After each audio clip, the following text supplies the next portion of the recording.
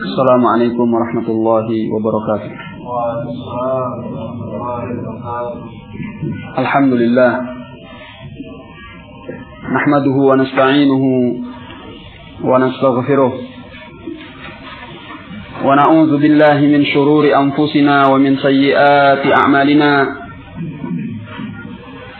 Man yahdihillahu fala mudilla lahu wa man yudlil fala hadiya lahu. وأشهد أن لا إله إلا الله وحده لا شريك له وأشهد أن محمدا عبده ورسوله أما بعد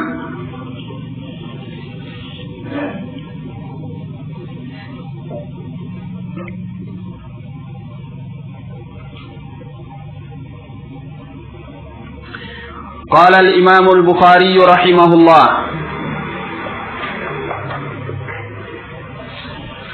Sekarang kita lanjutkan. Babu birril walid al-musyrik.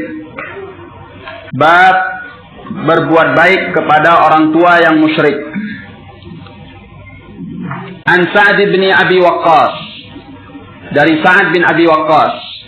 Qala. Beliau berkata,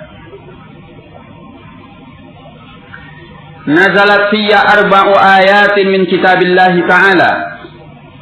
Turun padaku 4 ayat dari kitabillah ta'ala.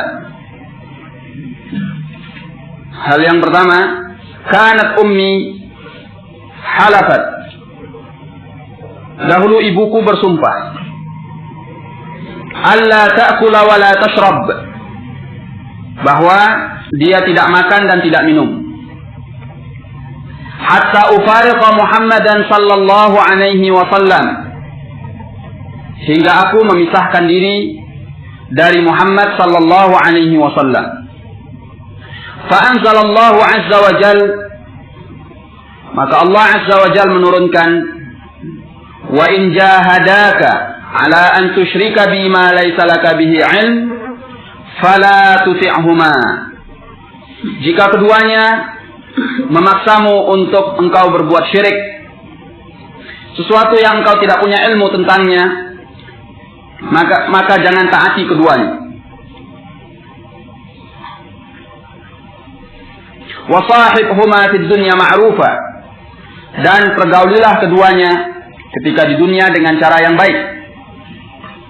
Ini dalam surah Luqman ayat yang ke-15.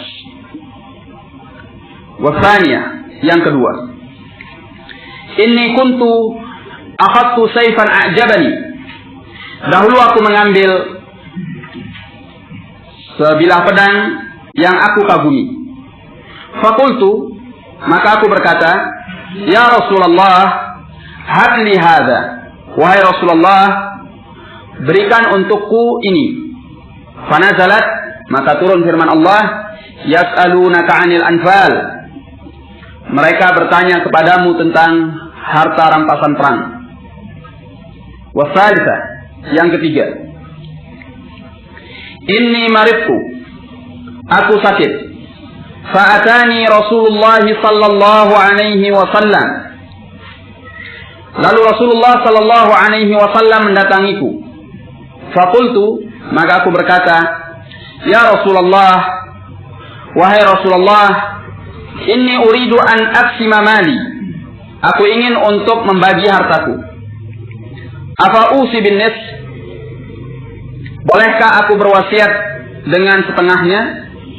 Faqala la, maka beliau menjawab jangan. Faqultu, maka aku berkata, as-sulus, kalau demikian maka sepertiga. Fasakat, maka beliau diam.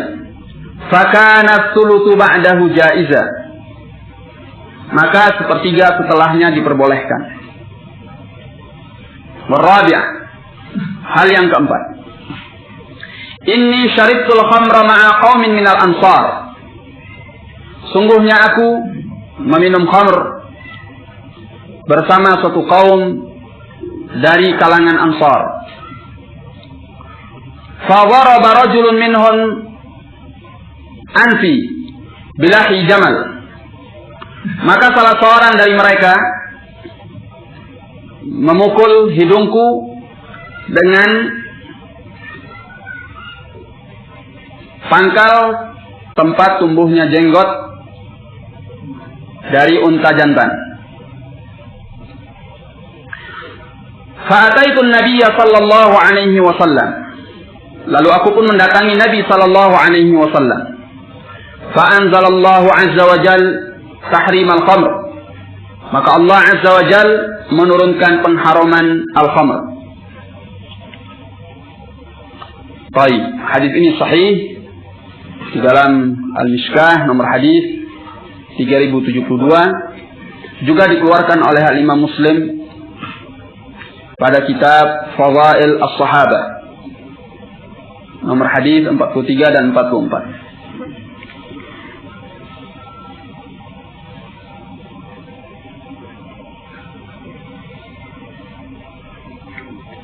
Nah,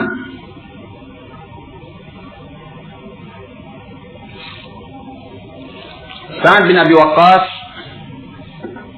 telah kita sebutkan kemarin bahwa beliau termasuk salah seorang dari al-ashrah al-mubasysyaruna bil jannah, 10 orang yang dijamin untuk masuk surga. Nama dari Abu Waqqas siapa namanya? Salim. Abu Waqqas namanya Malik, maka dia juga disebut dengan Sa'ad bin Malik. Nah, Sa'ad bin Abi Waqqas termasuk orang yang pemula dalam memasuki Islam. Dia masuk Islam sebelum hijrah, ketika Rasulullah sallallahu alaihi wasallam masih berada di kota Makkah.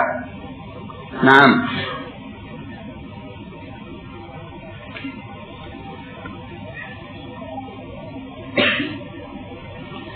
Sa'ad bin Abi Waqqas termasuk dari keluarga yang terpandang. Naam, dan memiliki kedudukan di kalangan bangsa Quraisy.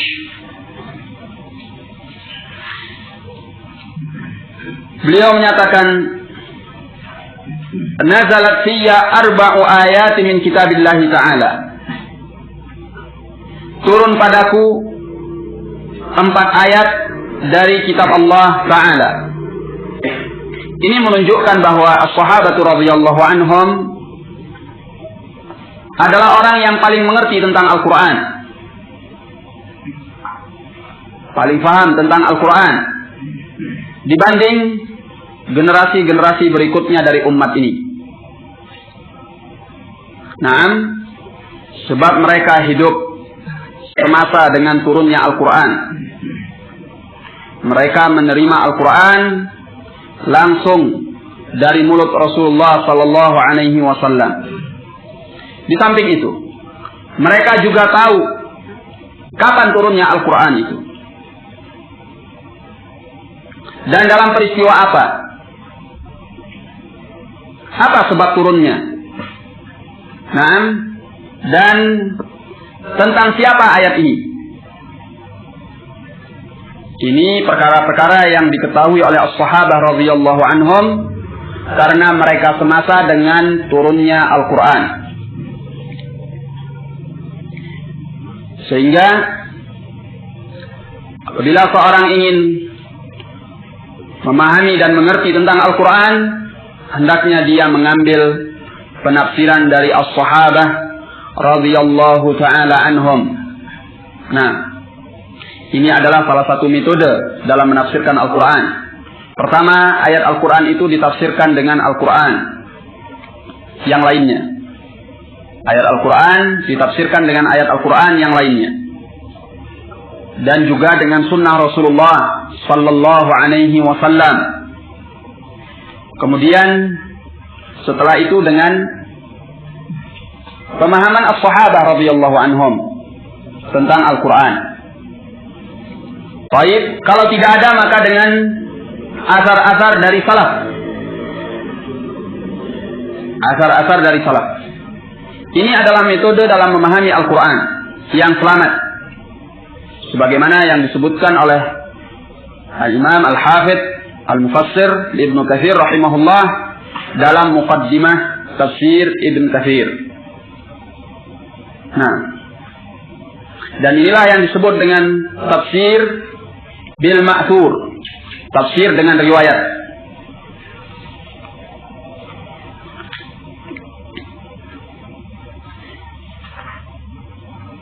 Di sana ada cara penafsiran yang lain, namun cara itu adalah cara yang sesat, disebut dengan tafsir bil-ra'i, tafsir dengan logika. Ini penafsiran yang dijalani oleh ahlul bid'ah dari kalangan al-mu'tazilah dan orang-orang yang sepakat dengan mereka. Nah, masjid ini banyak lalat dari mana asalnya? Hah?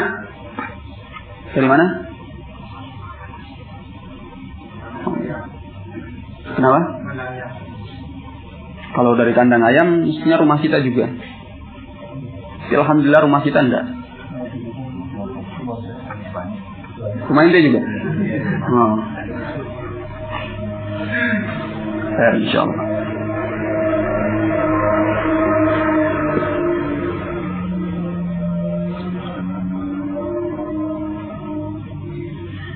Khawatir kalau ada sampah yang belum dibersihkan ya, dekat masjid sehingga mengundang lalat. Nah,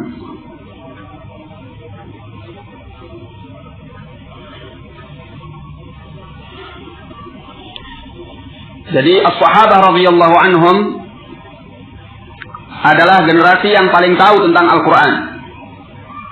Makanya ahlus sunnati wal jamaah as-salafiyun dari dahulu menyuarakan ini untuk mengambil Al-Quran, demikian pula as-sunnah dengan pemahaman as-sahabah, sebab mereka yang langsung mengetahuinya dari mulut Rasulullah sallallahu alaihi wasallam, dan mereka mengerti di mana meletakkannya dan menempatkannya. Di sini Sa'ad bin Abi Waqqas menyatakan, nazalat fiyya arba'u ayatin min kitabillahi ta'ala. Turun padaku 4 ayat dari kitabillah ta'ala. Nah, sebahagian sahabat yang lain menyatakan, aku yang dimaksud oleh ayat ini. Karena dia tahu bahwa ayat itu turun pada peristiwa yang dialaminya. Seperti Umar ibn Khattab dalam Sahih Muslim tentang firman Allah Tabaraka wa Ta'ala, Naam,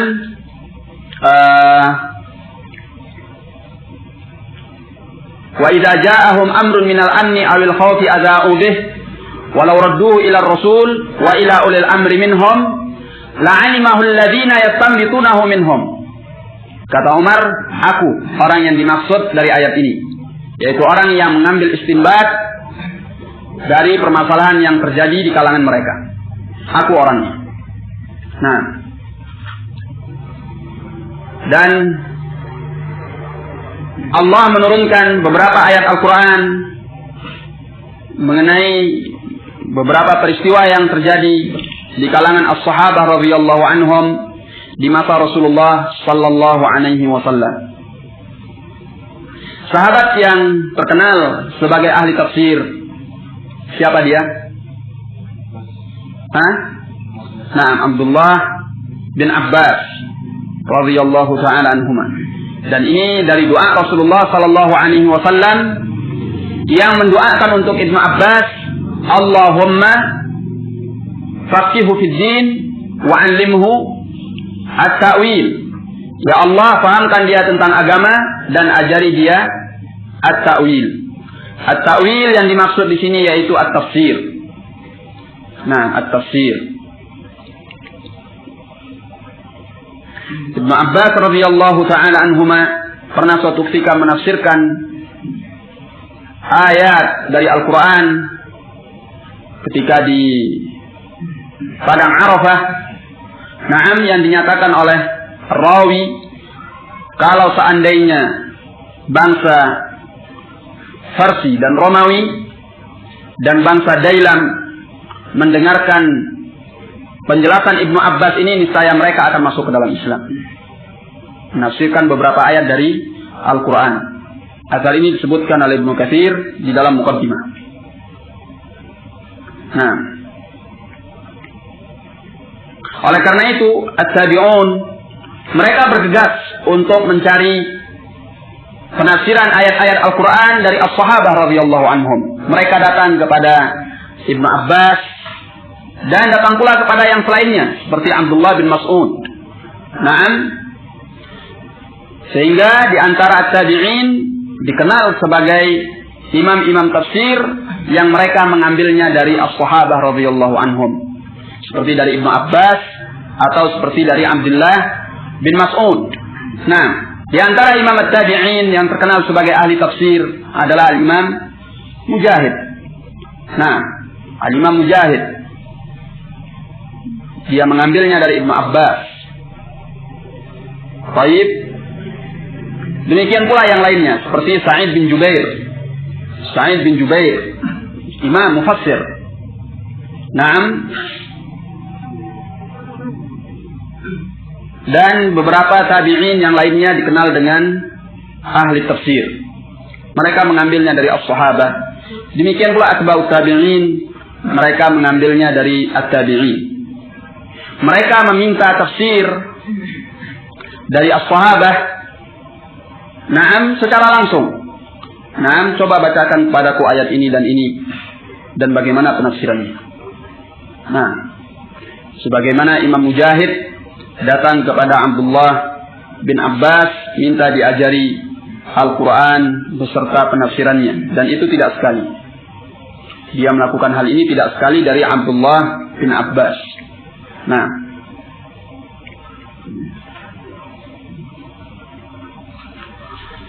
baik. Kata Sa'ad bin Abi Waqqas, nazalat hiya arba'u ayatin min kitabillahi ta'ala. Turun padaku 4 ayat dari kitabillah ta'ala. Hal yang pertama dikisahkan oleh beliau, kanat ummi halafat. Dahulu ibuku bersumpah. Nah, mengucapkan wallah. Apa sumpahnya? Alla ta'kula wa la tashrab. Bahwa dia tidak makan dan tidak pula minum. Hatta ufariqa Muhammadan sallallahu alaihi wasallam. Hingga aku memisahkan diri dari Muhammad sallallahu alaihi wasallam. Karena ibunya adalah seorang kafirah musyrikah. Meminta kepada Sa'ad bin Abi Waqqas untuk meninggalkan Rasulullah sallallahu alaihi wasallam. Nah,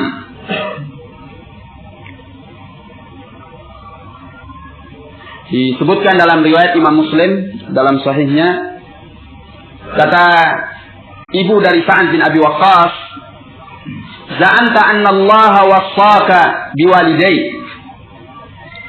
Engkau meyakini bahwa Allah telah mewasiatkanmu untuk berbuat baik kepada kedua orang tuamu. Kemudian kata ibunya beralasan dengan ini, wa ana ummuk, dan aku adalah ibumu. Wa ana amuruka bihadza, dan aku memerintahkanmu dengan ini, yakni untuk engkau kafir keluar dari Islam. Nah, maka Sa'ad bin Abi Waqqas bertahan tidak menghiraukan ibunya, sampai kemudian ibunya bertahan tidak makan tidak minum selama beberapa hari. Nah, dan dia jatuh pingsan. Lalu ada seorang anak laki-laki dari ibunya ini, yakni selain Sa'ad, yang memberi minum kepada ibunya sampai ibunya sadar kembali. Dan ketika ibunya sadar, ibunya mendoakan kejelekan bagi Sa'ad. Lalu turunlah ayat ini.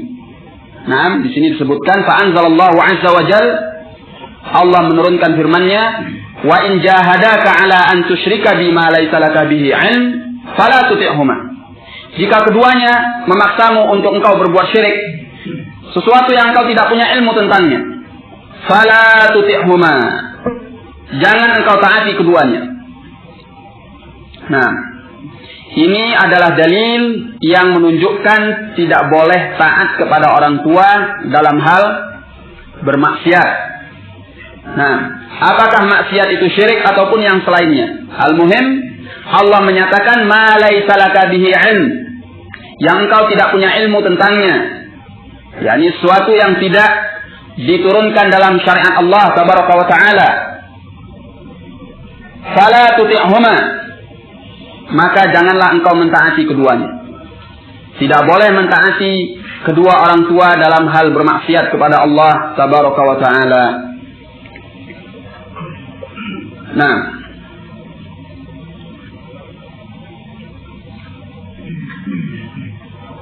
maka Sa'ad bin Abi Waqqas tidak memenuhi permintaan ibunya. Tidak memenuhi permintaan ibunya untuk dia keluar dari Islam. Dalam sebahagian riwayat, yaitu riwayat At-Tabrani yang saya ingat, disebutkan bahwa ibunya tidak mau makan dan tidak mau minum, sampai kemudian Sa'ad bin Abi Waqqas menyatakan, wahai ibuku, kalau seandainya engkau memiliki 100 nyawa, kemudian satu persatu nyawamu itu keluar daripadamu, aku tidak akan meninggalkan agamaku. Nah, namun riwayat ini dalam sanadnya ada kelemahan. Bisa dilihat dalam tafsir Ibnu Katsir. Nah,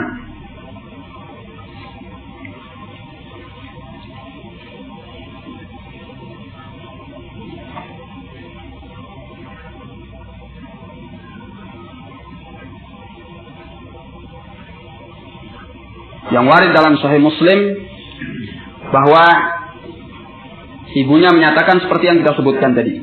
Engkau mengira bahwa Allah telah mewasiatkanmu untuk berbuat baik kepada kedua orang tuamu, dan aku adalah ibumu, dan aku yang memerintahkanmu untuk ini, yakni untuk keluar dari Islam.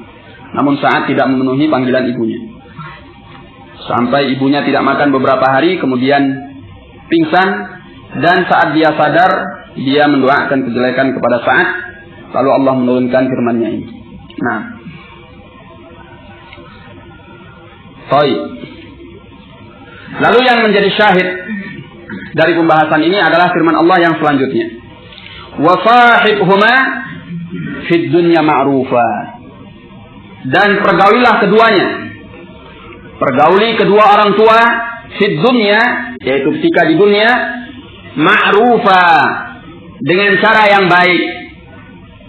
Dari pernyataan inilah, maka di sini Al-Imam Al-Bukhari rahimahullah membawakan hadis ini dalam bab birril walid al-musyrik, bab berbuat baik kepada orang tua yang musyrik.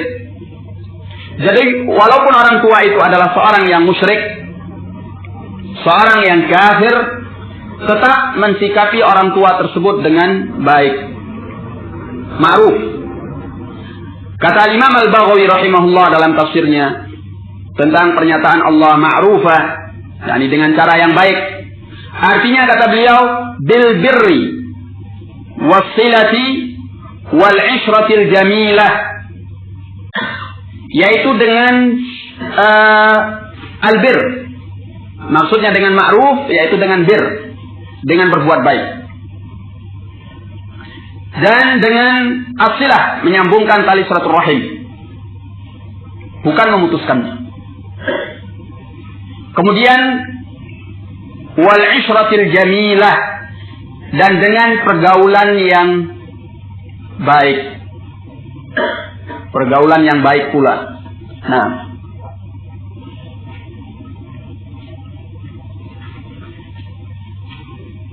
ini menunjukkan betapa besarnya hak orang tua.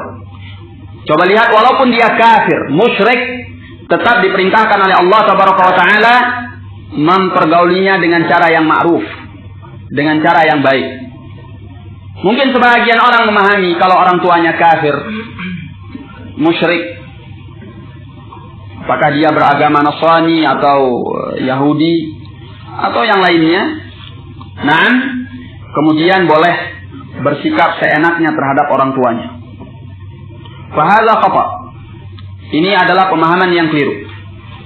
Nah, tidak dibenarkan seorang anak untuk mempergauli orang tuanya dengan cara yang jelek, walaupun orang tua itu kafir, musyrik. Apalagi kalau dia muslim, hanya saja dia awam, tidak mengerti tentang Islam. Nah, maka sangat keliru ketika seorang anak baru kenal ngaji dengan semangatnya dan dengan ghirahnya untuk mengamalkan Islam, lalu bersikap yang tidak baik terhadap orang tuanya, bersikap keras, kasar, kaku. Orang tuanya berbicara dengan keras, dia melawannya dengan keras. Orang tuanya membantah satu ucapan, dia membantah dua ucapan. Orang tuanya memerintah, tidak dia hiraukan. Dan seterusnya. Bahasa apa? Dan ini justru sering menjadi sebab orang tua tersebut lari dari anaknya. Dalam artian menilai negatif terhadap dakwah yang diikuti anaknya. Apakah seperti ini Islam? Anak saya sebelum mengaji bukan demikian. Dia anak yang patuh. Tetapi setelah dia kenal mengaji, yang katanya paham agama, kalau yang laki jenggotan, kalau yang perempuan hitam-hitam, tapi justru akhlaknya terhadap orang tua jelek. Sering menyakitkan hati orang tuanya dari sisi ucapan atau sikap dan yang lainnya. Fahadza khata'. Yang demikian ini adalah salah. Dan sikap yang tidak benar dalam menghadapi orang tua seperti ini sering membuat seorang anak semakin kesulitan dalam menghadapi orang tuanya. Padahal dia membutuhkan bantuan untuk dia kuat dalam mengikuti dakwah ilal haq. Apalagi bila dia belum bisa untuk berdiri sendiri. Khususnya apabila anak itu adalah seorang wanita. Akhwat. Apabila orang tuanya kecewa dan merasa disakiti, mendapatkan sikap yang kasar dan kaku dari anaknya, ketika anaknya mengikuti dakwah, ini akan lebih membuat mereka jauh dan lebih menentang terhadap dakwah yang diikuti oleh anaknya. Beda halnya apabila si anak menghadapi dengan cara yang bijak. Menjelaskan, menerangkan dengan orang tua dengan cara yang lemah lembut, bahasa yang ringan, bahasa yang halus, sopan, adab, hormat. Bahkan menunjukkan lebih patuh kepada orang tuanya dalam perkara ma'ruf daripada sebelumnya. Adapun kalau seandainya orang tua menghadapi dengan cara yang kasar, kaku, kemudian marah-marah, bengis dan sebagainya, dia tidak melayani. Tidak perlu dia layani atau dia hadapi sikap yang seperti itu dengan sikap yang keras dan kaku pula. Karena yang seperti ini sering berakhir dengan kegagalan. Ujungnya adalah siapa yang paling kuat. Tentunya orang tua merasa lebih superpower daripada anaknya. Karena dia orang tua, sedangkan ini anak. Baik, maka banyak dari orang yang mengenal pengajian, berhadapan dengan orang tuanya dengan cara yang salah, kemudian dia menjadi repot sendiri, berat sendiri. Dan tidak sedikit pula dari mereka yang akhirnya kembali kepada asalnya, meninggalkan dakwah, diakibatkan tidak kuat menghadapi orang tuanya. Tapi sungguhnya kesalahan itu kalau diteliti ulang, kembali kepada dirinya yang keliru dalam mensikapi dan menghadapi orang tuanya. Dengan keras dan kaku. Sungguhnya tidak perlu dia menghadapi kekerasan, kekakuan, kebengisan, dan selanjutnya dari sikap orang tua dengan cara yang sama pula. Dia hadapi dengan sabar, dengan diam, dengan mengalah, dengan sikap yang bijak, sikap yang lemah lembut. Namun bukan berarti dia mengorbankan prinsipnya. Selama dia yakin itu adalah al-haq, dia pegang. Apabila orang tuanya menentang dengan cara yang keras dan penentangan yang sengit, maka dia diam. Diam dan menghadapi orang tuanya dengan cara yang lemah lembut. Dan menunjukkan dia lebih patuh kepada orang tuanya daripada sebelumnya dalam hal-hal yang ma'ruf. Kalau seorang anak menghadapi orang tuanya dengan cara yang seperti ini, insyaallah ta'ala suatu ketika orang tuanya akan sadar bahwa apa yang dilaksanakan oleh anaknya ini adalah agama. Dan besar kemungkinan bahwa orang tua itu akan tertarik untuk memahami pula apa yang dibawa oleh anaknya ini. Karena dia mendapatkan anaknya lebih baik daripada yang sebelumnya. Anaknya begitu sabar, begitu lemah lembut, dan begitu bijak sikapnya dalam menghadapi orang tua. Tentu yang demikian ini akan membuat orang tuanya untuk berpikir paling tidak netral dalam membiarkan anaknya mengaji, memahami al-Islam. Nah, ini hal yang sangat penting untuk difahami, khususnya bagi kita yang masih menghadapi orang tua yang awam dan belum memahami dakwah Ahlus Sunnati wal Jamaah. Nah,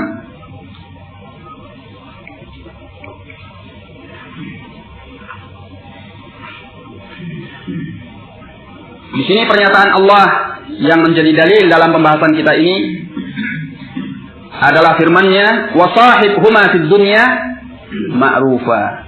Pergauli keduanya ketika di dunia dengan cara yang baik.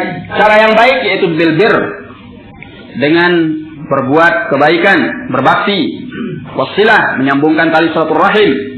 Kemudian wal ishratil jamilah, dan dengan pergaulan yang baik pula. Pergaulan yang baik pula. Kalau seorang anak melaksanakan hal ini, bila orang tuanya kafir, musyrik sekalipun, ini adalah sarana yang sangat kuat. Nah, sarana yang sangat kuat untuk mendakwahi orang tuanya masuk ke dalam Islam. Nah, di sini terdapat targhib fil Islam, membuat dia terdorong untuk masuk ke dalam Islam. Karena Islam itu ternyata mengajarkan akhlak yang demikian tinggi, mulia. Walaupun orang tuanya kafir, musyrik, tapi anaknya yang muslim luar biasa berbakti kepada orang tuanya. Ini akan mendorong. Sebab tabiat manusia, yang sering kita ulangi, tabiat manusia cenderung kepada man ahsana ilaiha. Cenderung kepada orang yang berbuat baik kepadanya.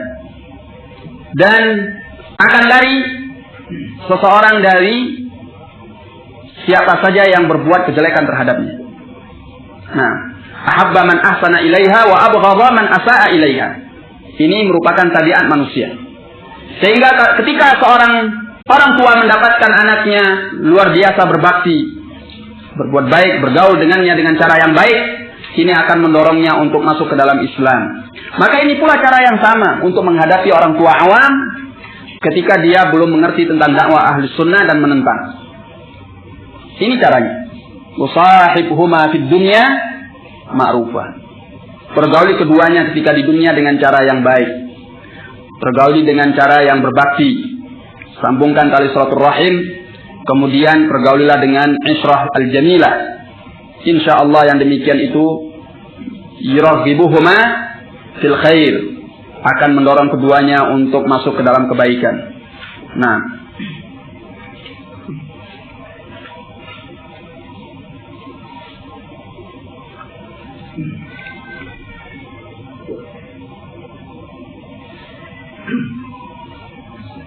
baik.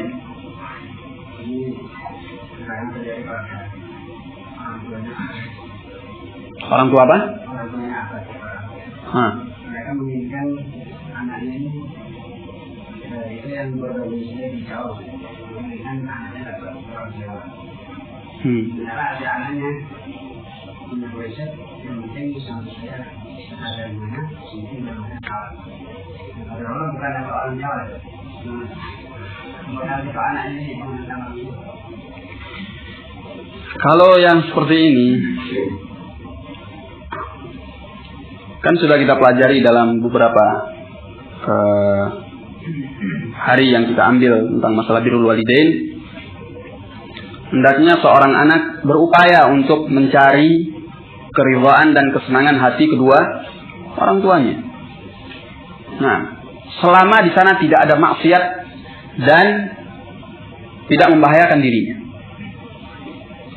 Makanya ketika firman Allah, waqfid lahuma janaha dhulli minar rahmah, rendahkan bagi keduanya sayap kehinaan dari rahmah. Apa kata Urwah bin Zubair dalam menafsirkan ayat ini? La tamtani min syai'in Ahabba, jangan engkau mencegah diri dari sesuatu yang keduanya menyukainya. Nah, apa saja yang mendatangkan kegembiraan kepada hati kedua orang tua hendaknya dilaksanakan oleh seorang anak. Di antaranya juga hadis Rasulullah sallallahu alaihi wasallam menyatakan kepada orang yang berhijrah dan meninggalkan kedua orang tuanya, kata beliau apa?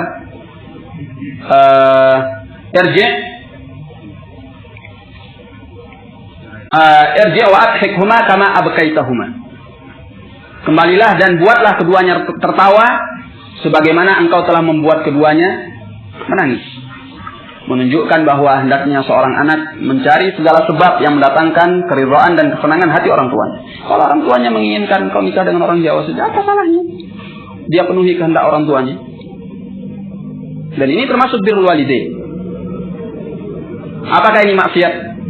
Satu. Yang kedua, apakah ini membahayakan terhadap dirinya? Cari ikhwan yang baik dari kalangan orang Jawa. Alhamdulillah. Nah, banyak ikhwan kita dari ahli Jawa yang Masya Allah. Nah, ahlul khair. Baik. Kadang yang seperti ini memang kelihatannya sepele, tapi kalau ditunaikan pahalanya besar. Itu satu. Yang kedua, mendatangkan kesenangan di dalam hati orang tua, dan ini menjadi sebab dakwah. Menjadi sebab orang tua itu mengikuti dakwah. Kelihatannya sepele, tapi kalau diikuti oleh anaknya, orang tuanya senang, kemudian simpatik terhadap anaknya, bisa menjadi sebab orang tua itu mengikuti dakwah. Atau kalau sebelumnya sudah simpatik dengan dakwah, dia akan lebih mencintai dakwah. Nah, subhanallah. Ini faedah dari birrul walidain. Nah, tidak sepantasnya mengabaikan hal-hal yang seperti ini. Nah, mempergauli saudara yang wafat sama dengan mempergauli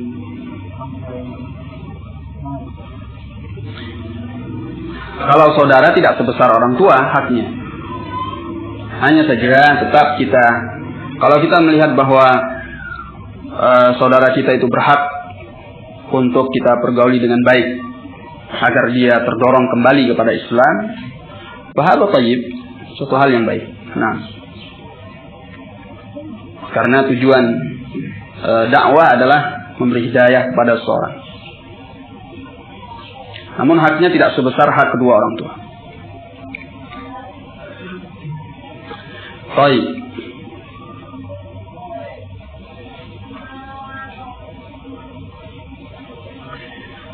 Ini hal yang pertama.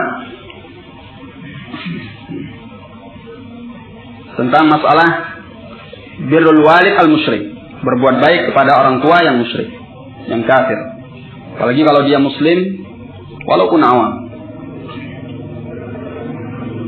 Nah,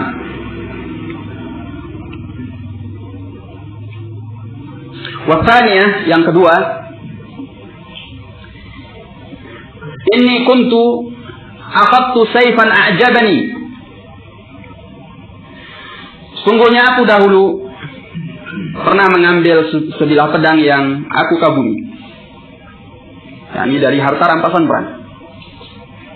Faqultu ya Rasulullah, aku berkata, wahai Rasulullah, habli hadza, berikan ini untukku. Fanazalat yas'alunaka 'anil anfal. Mereka bertanya kepadamu tentang al-anfal, yakni harta rampasan perang. Qulil anfalu lillahi war rasul.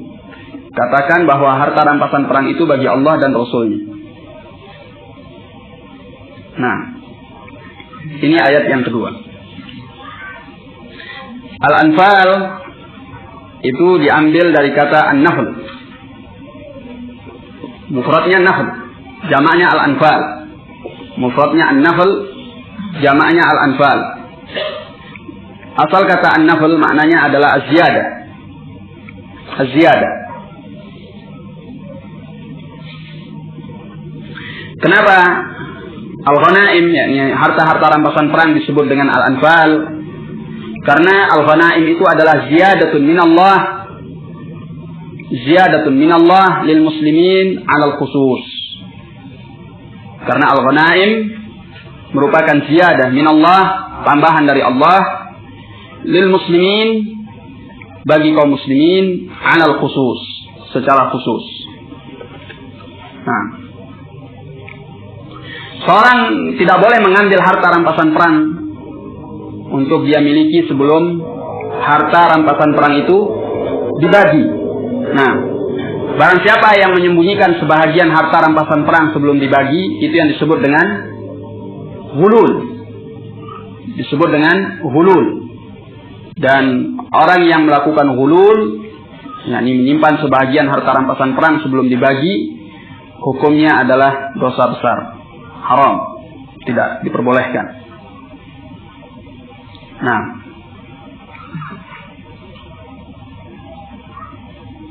jadi kalau terjadi pertempuran, kemudian musuh lari, tentu di sana ada barang-barang yang tercecer dan sebagainya.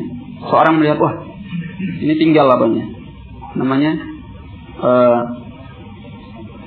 kalung emasnya. Kebetulan ini kan, semuanya diserahkan dan dikembalikan kepada al-imam. Apa yang ditinggalkan oleh musuh, semua diserahkan dan dikembalikan kepada al-imam. Nanti imam yang akan membaginya sesuai dengan ketentuan di dalam Islam. Nah,